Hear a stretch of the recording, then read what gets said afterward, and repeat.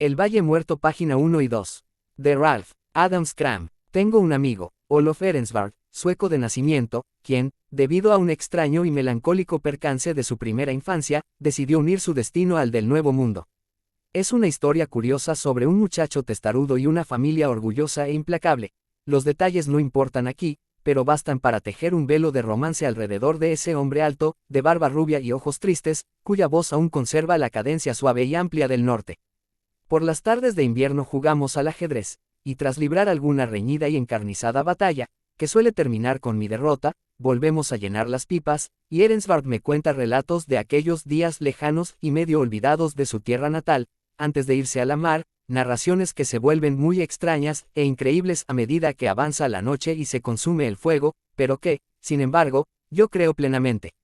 Una de ellas me dejó una huella profunda, así que la escribo aquí, aunque lamento no poder reproducir su inglés tan cuidado ni ese acento delicado que, para mí, aumentaba el encanto del relato. Aún así, tal como lo recuerdo, aquí va. Nunca te conté cómo Nils y yo cruzamos las colinas hasta Hallsberg y cómo dimos con el Valle Muerto. Pues así ocurrió todo. Recuerdo que unas 3 semanas después desperté en mi habitación y vi a mi madre sentada junto a la cama. Al principio apenas podía pensar con claridad, pero a medida que recuperaba las fuerzas, vagos destellos de memoria empezaron a volver a mí, y poco a poco se reconstruyó toda la secuencia de aquella noche terrible en el Valle Muerto.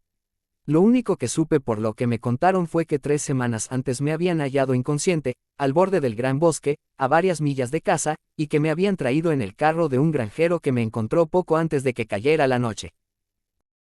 Página 2. Debo de tener unos 12 años entonces. Nils Shepard, cuya familia era vecina de la nuestra, era unos meses menor que yo.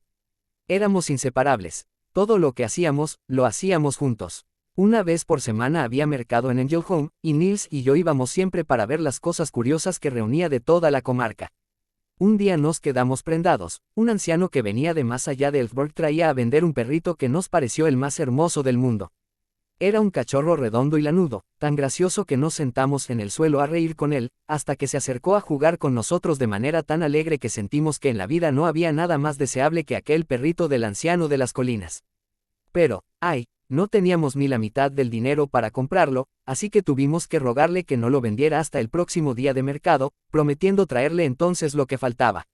Nos dio su palabra, y corrimos a casa muy rápido para suplicar a nuestras madres que nos dieran el dinero.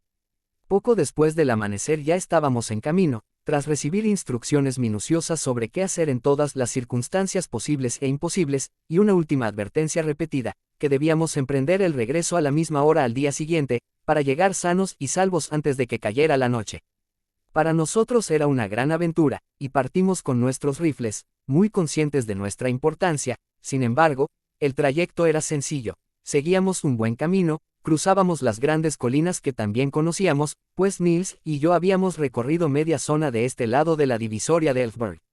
Detrás de Ängelholm se extendía un valle largo, del que se alzaban montañas bajas. Debíamos cruzarlo y luego seguir la ruta por la ladera unas 3 o 4 millas, hasta que un sendero estrecho se desviaba a la izquierda y subía por el puerto. Nada digno de mención ocurrió durante el trayecto, y llegamos a Hallsberg a su hora. Hallamos, para nuestra inmensa alegría, que el perrito no había sido vendido, nos hicimos con él y fuimos a casa de la tía de Nils para pasar la noche. ¿Por qué no salimos temprano al día siguiente? No lo recuerdo bien.